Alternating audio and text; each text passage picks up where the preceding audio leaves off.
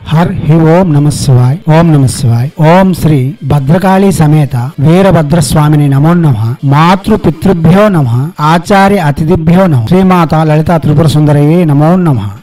శివశక్తి స్వరూపులారా, మనం చాలా మంత్రయోగాలు తంత్రయోగాలు అందిస్తూ వస్తున్నాం. దానిలో భాగంగా అతి రహస్యవంతమైన నిగూఢ శాస్త్రములలో దాగి ఉన్న తాళపత్ర నిధులలో ఋషులచే చేయబడిన మంత్రములు కూడా రత్నశ్రీ మీ ముందుకు తీసుకుని వస్తుంది. దానిలో భాగంగా అతి ప్రాథమిక విద్యలైన భూత వశీకరణ, ప్రేత, పిశాచి, సాకిని, డాకిని, రాకిని, లాకిని ఈ మొదలగు వశీకరణలు కూడా రత్నశ్రీ మీ ముందుకు తీసుకుని వస్తుంది. ఎవరికి వీలైనవి వాళ్ళు చేయండి. అవసరం లేని వారు ప్రసంగములు వినవలసిన అవసరం లేదు. అవసరం ఉన్న వాళ్ళు, ఉపయోగం చేసుకుంటామనుకున్న వాళ్ళు, లేక ఉపయోగయుక్తమైన వాళ్ళు ప్రసంగములను విని తగు విధముగా మీరు అనుసరిస్తే తప్పక మేము చెప్పిన ఫలితములు పొందగలరు. దానిలో ఎటువంటి సందేహం అయితే లేదు. గాని అనవసరంగా మీరు ఎందుకు చూస్తారు? ఆ 10 నిమిషాలు కూడా మీరు ఎందుకు వేస్ట్ చేసుకుంటారు? జీవితం చాలా అమూల్యమైనది, ప్రతి క్షణము అమూల్యమైనది. దివ్యాత్మ స్వరూపులారా, ఇప్పుడు భూత వశీకరణ మంత్రం గురించి చెప్పుకుందాం. భూతములు అనగా పంచభూతములు, భూమి, నీరు, అగ్ని, గాలి, ఆకాశం. ఇవి పంచభూతములు. కానీ మనం ఇప్పుడు చెప్పే భూతములు దెయ్యములు కంటే కొంచెం అతీతమైనవి, అంటే గాలితో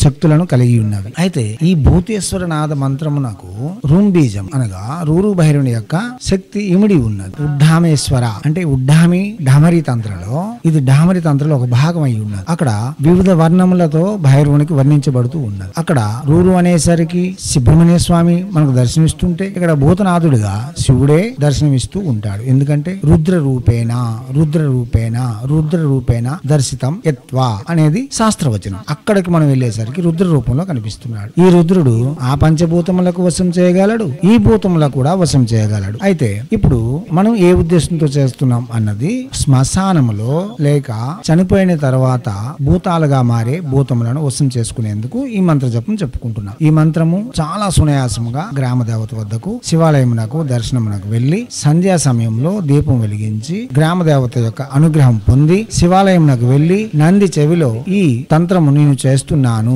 అని ఒక మాట చెప్పి, అదే మీ ఊర్లో భూతనాథ స్వామి అనగా శ్మశానంలో శివాలయం, దానిని భూతనాథ స్వామి దేవాలయం అంటారు. ఆ దేవాలయం నాకు కాశీ విశ్వేశ్వర దేవాలయం ఇంకేదైనా పేరున్నాయండి, మీకు అనవసరం. అది శ్మశానంలో ఉంటే చాలు, అది భూతనాథ దేవాలయం. ఆ దేవాలయంకి వెళ్లి ఒక మాల జపం చేసి వచ్చి మీరు ప్రత్యక్షంగా జపం చేసుకోవచ్చు. ఈ మంత్రము భూత భయములను పోగొడుతుంది. ఎవరినైనా సరే భూతం పడితే తక్షణమే వదలగొడుతుంది, భూత భయ నివారణ చేస్తుంది. భూతములు ఈ మంత్ర జపం చేసే వారికి ఈ గాలి భూతములు ఎప్పుడు కూడా మీ మాటను అతిక్రమించలేవు, మీ అదుపాజ్ఞలో ఉంటాయి. అంత శక్తివంతమైన మహామంత్రం ఇది. సులభంగా సహజంగా చేసుకోవచ్చు. దీనికి శాస్త్రంలో ఏం చెప్పబడుతుంది అంటే, రోజుకి 11 మాలలు చొప్పున 11 రోజులు చేయాలి. ఏకాదశ రుద్ర రూపముతో ఏకాదశ మాలలు, ఏకాదశ దినములు చేయాలని చెబుతుంది. గాని కలియుగ ప్రభావం వలన, కాగా కరెంటు వెలుతురు వలన అనగా విద్యుత్ కాంతి యొక్క ప్రభావం వలన భూతములు మన సమీపంలో రావడానికి అంతగా ఇష్టపడవు. కాగా వశం కావడానికి కూడా చాలా జాగ్రత్తలు తీసుకుంటూ ఉంటాయి. కాబట్టి దానికి రెట్టింపు అనగా 22 రోజులు, రోజుకి 11 మాలలు జపం చేసి భూతములను వశం చేసుకోవచ్చు. ఎవరికి గాలివాటములున్నా ఇదే మంత్రముతో వారికి వదలగొట్టవచ్చు. శ్మశానమునకు వెళ్లి, అంటే ఈ మంత్ర దీక్ష పూర్తి చేసుకున్న వారు శ్మశానమునకు వెళ్లి శనివారము, అమావాస్య, కృష్ణపక్ష అష్టమి ఇటువంటి రోజుల్లో మర్రి చెట్టు ఉన్న శ్మశానమునకు వెళ్లి ఆ చెట్టు కింద కూర్చొని 21 మాల జపం చేసి ఏ భూతమునైనా సరే ఆహ్వానించవచ్చు, లేక అక్కడ ఉండే భూతములన్నీ వారితో మాట్లాడుతాయి. ఇది సాక్షాత్ ప్రమాణిత మంత్రము. దివ్యాత్మ స్వరూపులారా, ఇప్పుడు మంత్రము ఓం నమో ఉడ్ఢమరేశ్వరాయ భూతనాదాయ రుం రుం రుద్రాయ నమః. మంత్రం మరోసారి, ఓం నమో ఉడ్ఢమరేశ్వరాయ భూతనాదాయ రుం రుం రుద్రాయ నమః. మంత్రం మరోసారి, ఓం నమో ఉడ్ఢమరేశ్వరాయ భూతనాదాయ రుం రుం రుద్రాయ నమః.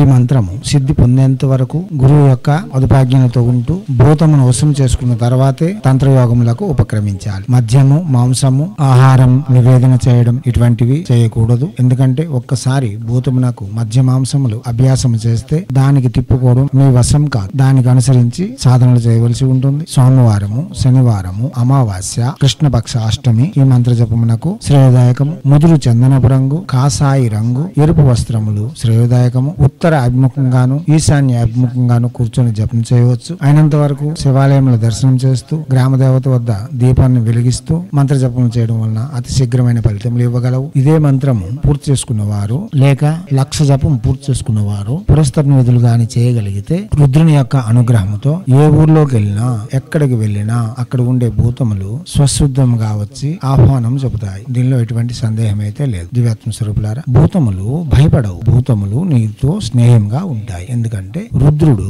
భూతనాథుడు. తన ఆధీనంలో ఉండే భూతములకు ఏ మాంత్రికుడు ఏమీ చేయజాలడు. కాబట్టి అవి ధైర్యంగానే మన దగ్గరకు వస్తాయి, స్నేహంగానే ఉంటాయి. మనం చేసే పనులు కూడా చేసి పెడతాయి. అవి వచ్చాక వాటికి మీకు ఉండే సంపర్కం అనుసరించి పనులు అన్నవి మీరు నిర్ణయం చేసుకోగలరు. దివ్యాత్మ స్వరూపులారా, హైందవ సనాతన ధర్మ విధులన్నీ వర్తిస్తాయి. ప్రసంగములన్నీ వినండి, అవగాహన పెంచుకోండి, తర్వాతే జపములకు ఉపక్రమించండి. హైందవ సనాతన ధర్మ ఋషులు మన కోసం అందించిన విద్యలు మనం వినియోగించుకొని మన జీవితంలో మనం సరిచేసుకోవడంతో పాటు 10 మందికి ఉదాహరణ స్వరూపంగా నిలవాలని వేడుకుంటూ భారతీయ సంస్కృతి సాంప్రదాయాలు కాపాడడం మన బాధ్యతగా తలకెత్తుకుంటారని కోరుకుంటూ ఎప్పుడు మీ సేవలో రత్నశ్రీ హిందూ సేవ సమాజ్ ఆచార్య భీమసింగ్ రవికుమార్ ఆఫ్ నిఖిలానంద సాగర్ మహారాజ్.